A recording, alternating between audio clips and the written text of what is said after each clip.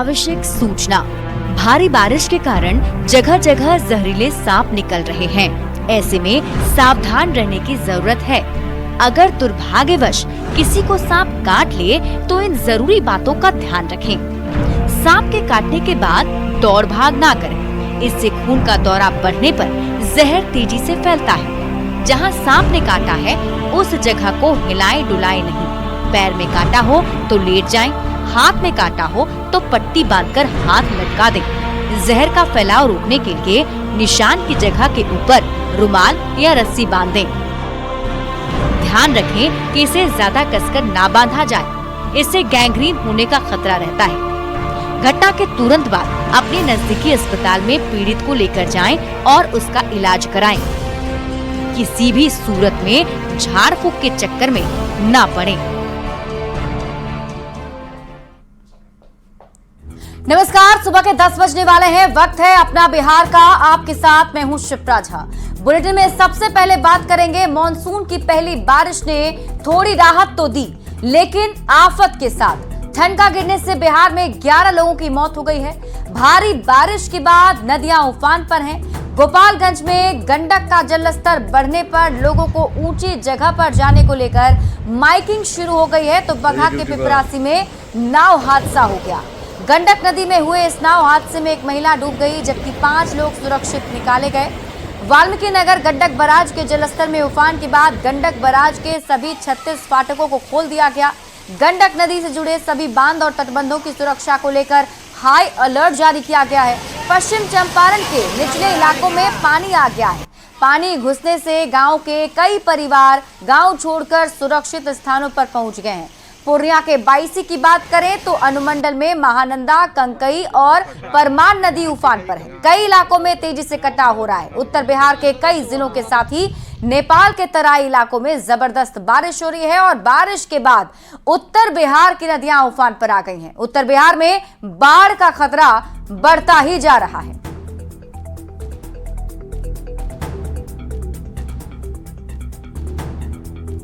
गंडक नदी का जलस्तर बढ़ने लगा है, जिसकी वजह से पश्चिम चंपारण के निचले इलाकों में पानी आ गया है। पानी घुसने से गांव के कई परिवार जो हैं गांव छोड़कर सुरक्षित स्थान पर पहुंच गए हैं। वहीं कई परिवार पानी से खुद को बचाने की कोशिश कर रहे हैं। पश्चिम चंपारण के डीएम ने सभी प्रखंडों के सीओ और बीडीओ को कैंप कर हालात पर नजर रखने के निर्देश भी दिए हैं। बढ़िया चल, बढ़िया चल चल चल चल। वहीं वाल्मीकि नगर में गंडक बराज पर जलस्तर बढ़ गया है। बराज में फिलहाल 4,28,000 क्यूसेक पानी डिस्चार्ज हो रहा है। नेपाल से आने वाले नदियों में उफान के बाद गंडक नदी का जलस्तर बढ़ गया है। गंडक बराज से हालात का जायजा बता रहे हैं न्यूज 18 संवाददाता मुन्ना राज। गंडक नदी के जलस्तर में उफान है और लगातार गंडक नदी का जलस्तर बढ़ रहा है। तो वाल्मीकि नगर गंडक बराज से फिलहाल 4,28,000 क्यूसेक पानी का डिस्चार्ज हो रहा है और नेपाल से सभी छोटी बड़ी नदियों को लेकर नारायणी नदी आगे बढ़ती है और इस नदी में उफान देखा जा रहा है। आप देख सकते हैं तस्वीरों के माध्यम से कि नेपाल से जो नदियां आ रही है वो पूरी तरह से उफनाई हुई है और नेपाल में यह जलस्तर बढ़कर 5 लाख को पार कर गया है और धीरे धीरे लगातार वाल्मीकि नगर गंडक बराज पर भी जलस्तर में वृद्धि दर्ज की गई है और गंडक बराज पर हाई अलर्ट है। इसके साथ ही जिला प्रशासन ने निचले इलाकों में भी हाई अलर्ट जारी किया है और निचले इलाकों के लोगों को सुरक्षित स्थानों पर पहुंचाने का आदेश भी जारी कर दिया गया है।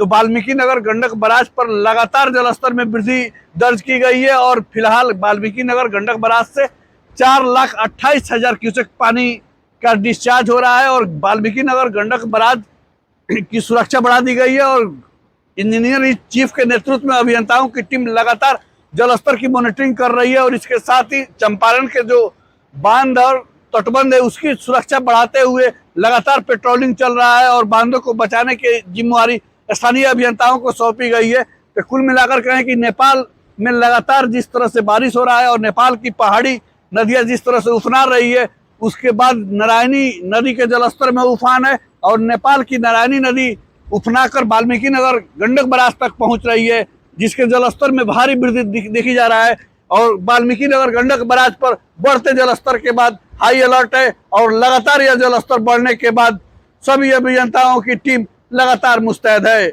मुन्ना राज, न्यूज़ 18, वाल्मीकि नगर। तो बिहार के अधिकांश जिलों में लगातार बारिश हो रही है, जिसको लेकर मौसम विभाग ने पांच जिलों में बारिश को लेकर अलर्ट जारी किया है और इसके साथ ही दक्षिण पश्चिम भाग के कई जिलों में आज बादल गरजने और वज्रपात का येलो अलर्ट भी जारी किया गया है। मौसम के बारे में और अधिक जानकारी दे रहे हैं न्यूज़ 18 संवाददाता संजय कुमार। में मानसून पूरी तरीके से सक्रिय है। राजधानी पटना में आज सुबह में ही फिर से बारिश हुई और आसमान की अगर बात करें तो आसमान पूरी तरीके से बादलों की आगोश में है। मौसम विभाग ने बिहार के 5 जिलों में आज भारी बारिश की चेतावनी दी है। मौसम विभाग की माने तो मधुबनी, कटिहार, सुपौल, किशनगंज, अररिया ये ऐसे जिले हैं जहां 1-2 स्थानों पर आज भारी बारिश हो सकती है। हालांकि अन्य जगहों पर बारिश की छिटपुट जो गतिविधियां हैं वो बनी रहेगी। मौसम वैज्ञानिकों की माने तो दक्षिण पूर्व बिहार को छोड़कर पटना, गया समेत अन्य जिलों में अगले 2-3 दिनों में 1-2 स्थानों पर बारिश होगी, जबकि उत्तर बिहार के कई स्थानों पर बारिश होने की संभावना है।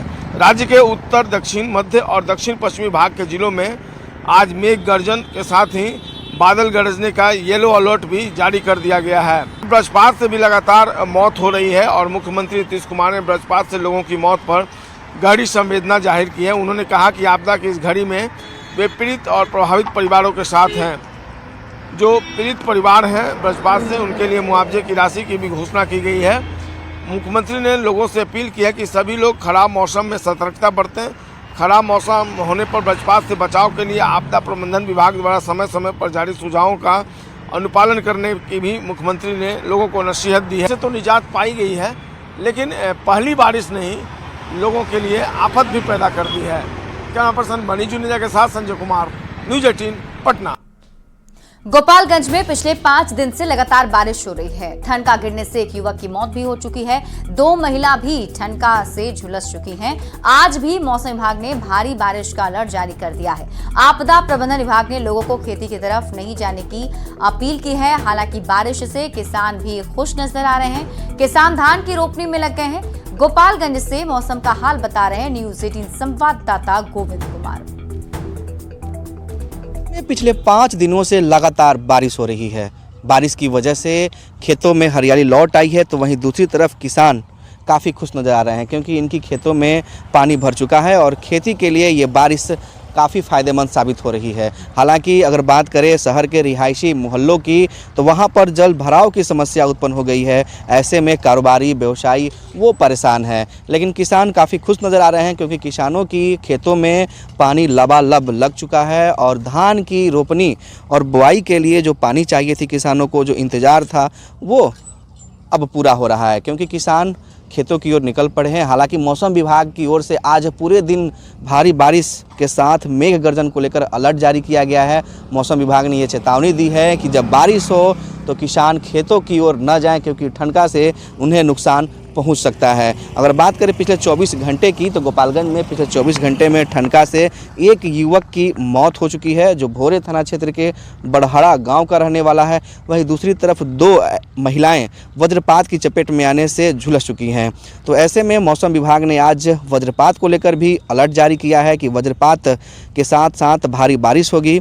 तो बारिश को लेकर जहाँ किसान खुश है, वहीं दूसरी तरफ बारिश और वज्रपात लोगों को नुकसान भी पहुँचा रहा है। हालाँकि शहरी इलाके में जलभराव की समस्या से व्यवसायी परेशान हैं और उनके कारोबार भी चौपट हो रहे हैं।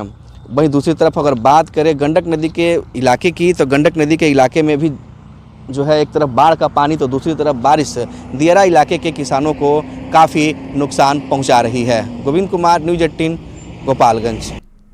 खबर बगहा के रामनगर से है, जहां खेती के लिए बनाए गए 3 लोग मसान नदी की धारा में ही फंस गए। नदी की धारा के बीच ही रात भर संघर्ष करते रहे।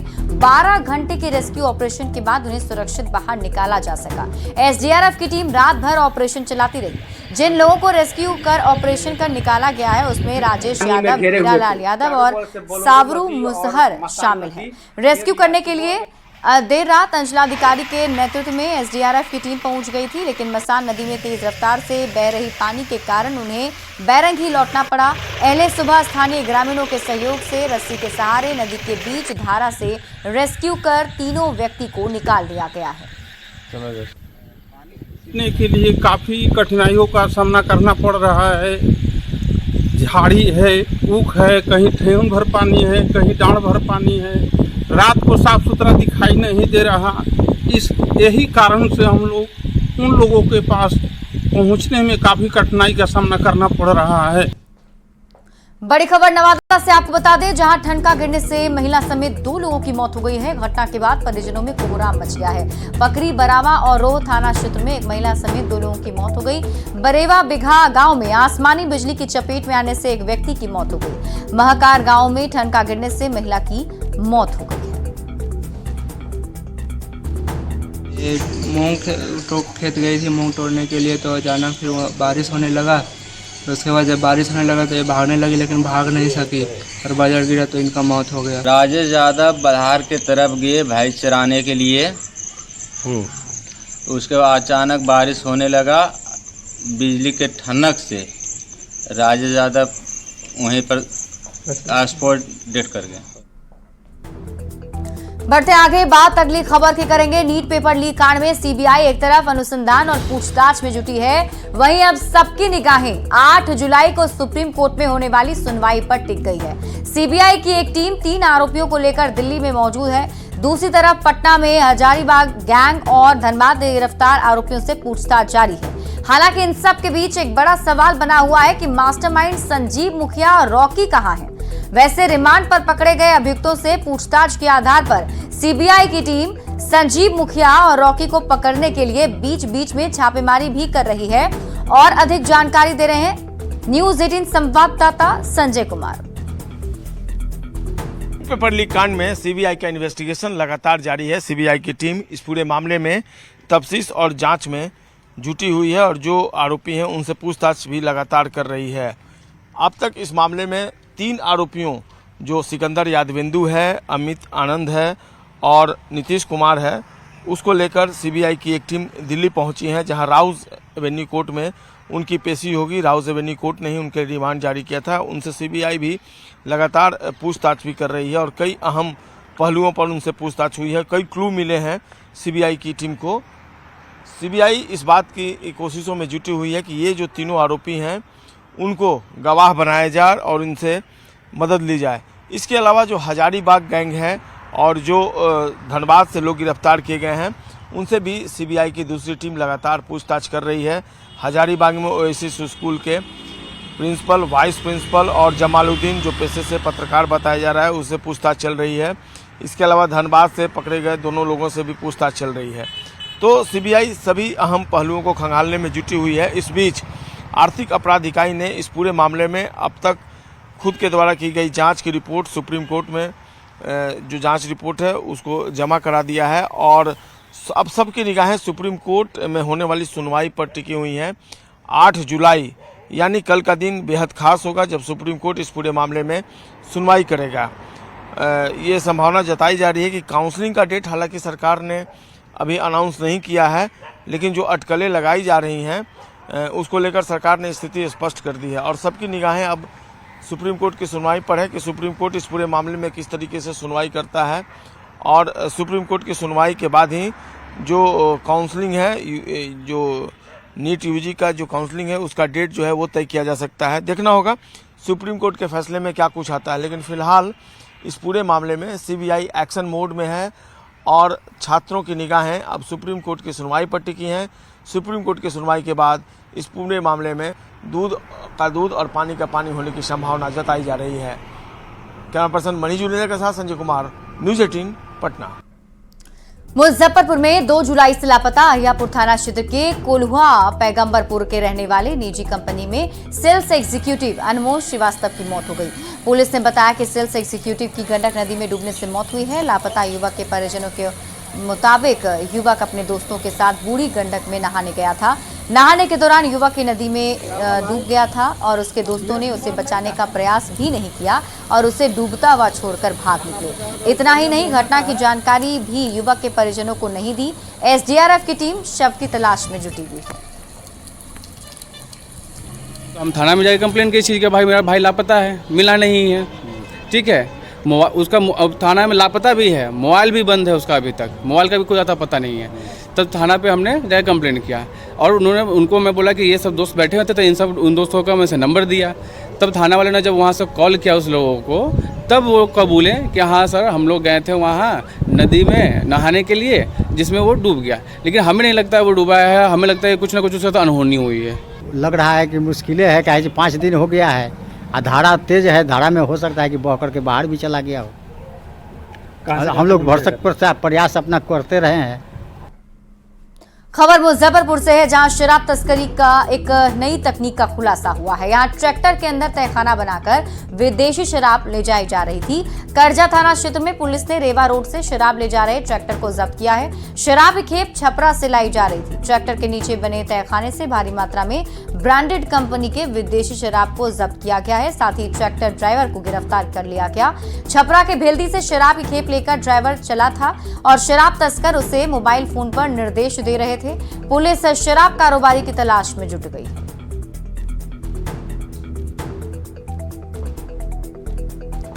वहीं कैमूर में एक्साइज और एंटी लीकर पुलिस ने एक कार से भारी मात्रा में शराब बरामद की है। पुलिस ने इस दौरान एक तस्कर को भी गिरफ्तार कर लिया है। जानकारी के मुताबिक पुलिस ने जिस कार को जब्त किया, उस कार के पीछे बिहार सरकार का लोगो भी लगा हुआ था। पुलिस ने गुप्त सूचना के आधार पर यह कार्रवाई की है।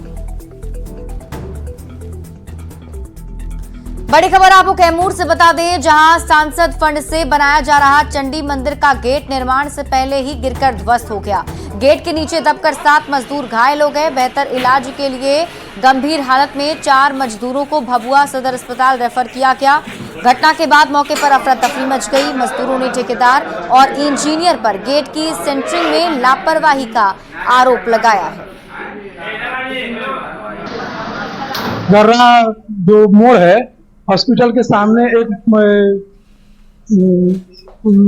गेट बन रहा था और उसी पर हम लोग ढलाई करने गए थे। हम लोग सौका गांव से हैं और जब हम वहां पर पहुंचे तो हम लोग बता रहे थे कि ये जो आप लोग लगाए हैं, सेंटिंग किए हैं, ये मजबूत नहीं है। बार बार कहने पर भी फिर भी वहां पर लोग ठेकेदार और जो सेंटरिंग किया है वो बुलाया था। हम लोग को काम करने के लिए कहा, हम लोग काम कर रहे थे और अचानक पूरा सेंटरिंग एकदम घर से नीचे चला आया।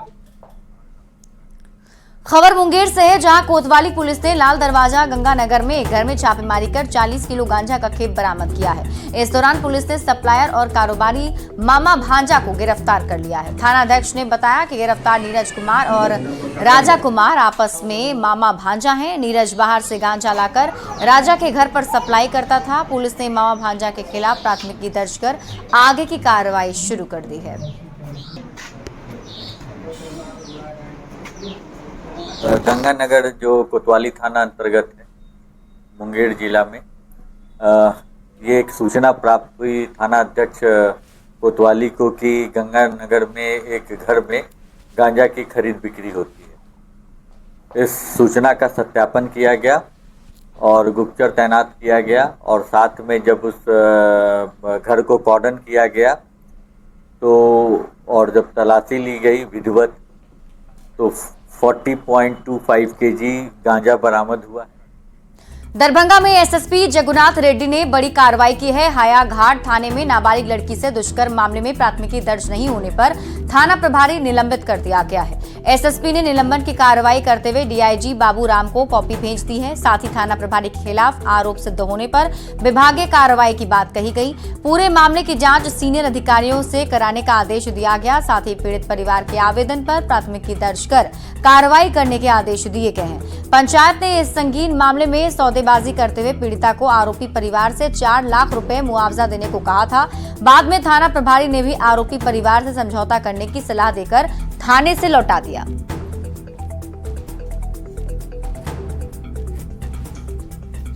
लेके आए थे, हमको आज संज्ञान में आया और प्रथम दृष्टि से हमको लगा कि थानाध्यक्ष की गलती है। उसी के लिए हम निलंबन की कार्रवाई के लिए हम डीआई सर को रेकमेंड कर रहे हैं आज, और डीएसपी साहब को जांच दे रहे हैं, और आज ही सर्कल इंस्पेक्टर को भेज रहे हैं, हम जाके उसको एफआईआर दर्ज होगा। और फिलहाल इस बुलेटिन में अभी के लिए बस इतना ही। आगे देख लेते हैं हेडलाइंस।